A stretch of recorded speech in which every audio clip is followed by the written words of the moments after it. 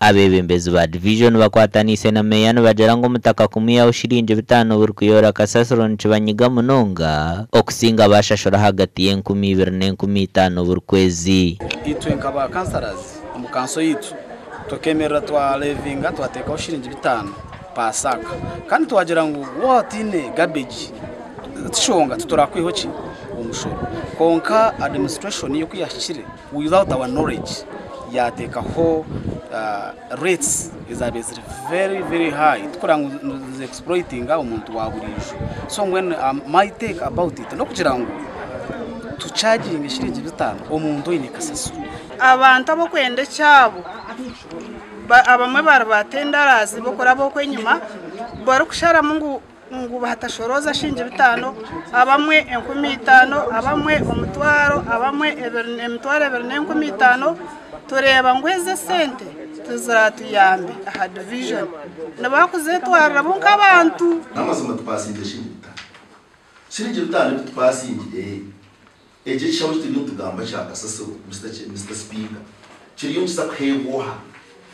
ariko turi yumsa kwiyoka saso Mr. Speaker. But to me, Mr. Speaker, buri omuntu no na generating akasaso. Kansara wa Toma Dalson Katera nagira ngo meya n'abebembezi be baganyira umuntu wa burijo. Kandi isiko umuntu naha local service tax na license ground rent twineza school fees nchimasa mtoto kuinga abantu bito mtawuni hati local service tax tine cheko zire ukabaza kumugira sente zikuyiroho hati mutuhereze tine kitwakoze exactly kureka no kuza kuyihabanti umushoro kandi umuntu wahanze tugiye kubarira twabarira tukugira kasasiro kuba ku imeduka yawe ubishinje bitano kasasiro bijanye n'undi yebiri nizo shinje 10 waza kubaramo ushanga mu kwezi zishinje zinga hishinje kumina twajya nko kugira ngo zo shinje bitano na nshaka shinje bitano kat combining zibe shinje zinga zibe shinje kumina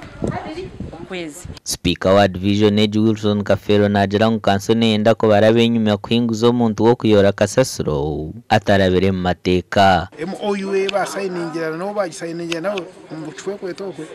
ukatwiya twajwaho hati mureba meya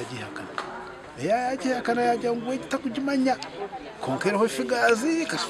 zakaganka. Meya George tumwebaze we nashaba ba kansaro kuhagera ikintu cyo kushashora kwezi ahabo kube cyashirinje bitano nikizakuremo kuteko mu nkora uriye ko kumbyuti ashoboza atwariye bitano waduka mu bitano atware kasasire injico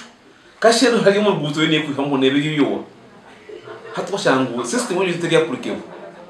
so akoze twagiye forwardinga municipality ya approving cyo kugira ngo ezo bitano tubegiti ashashoro kwezi Evyo n'abakansara bagambira mu rukiko rwa kansoro rwo kwinguza imbarira mu mwaka 2023 aho kanso ehingwize imbarira ya miliyoni 3 gasha kwa Abraham Muganzi.